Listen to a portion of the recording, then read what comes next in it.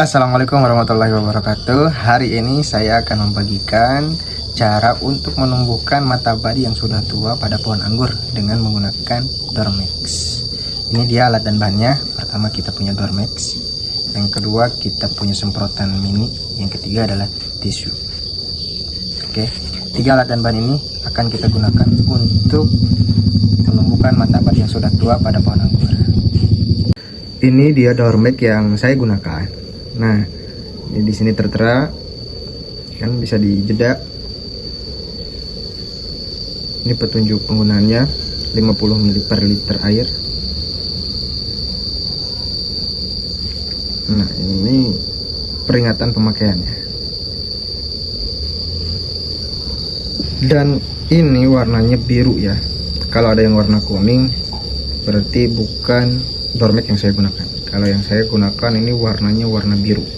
Dalamnya terlihat seperti ini, warna biru muda.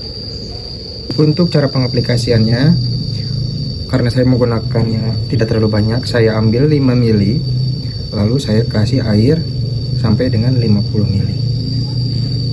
Saya masukkan ke sprayer mini ini, dan hasilnya warnanya tidak terlalu biru ya.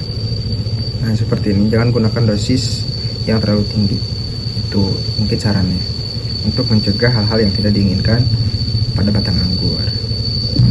Kalau pohon anggurnya tidak terlalu banyak, saya sarankan gunakan tisu aja ya. Gunakan tisu. Kenapa tisu?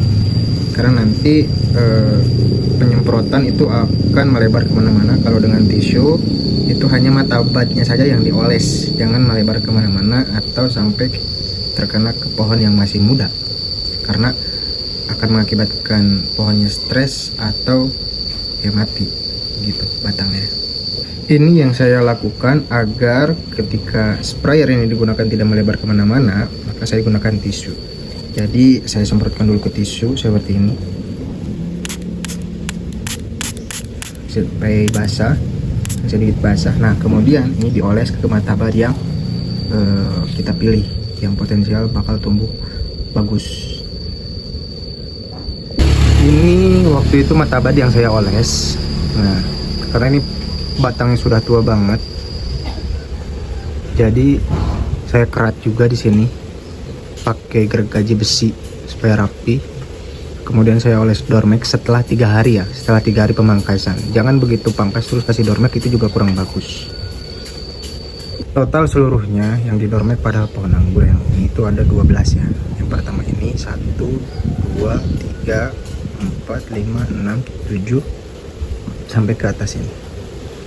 Ini totalnya semuanya ada 12 mata bad yang saya kasih Dormex, dan alhasil ini udah tumbuh meskipun masih kecil. Ini udah besar dan ada juga yang baru muncul. Jadi tidak serempak ya. Ya, namun demikian hasilnya itu sangat memuaskan karena semua mata bad yang saya oles itu tumbuh. Termasuk ini di sini, juga di sini. Ini juga tumbuh.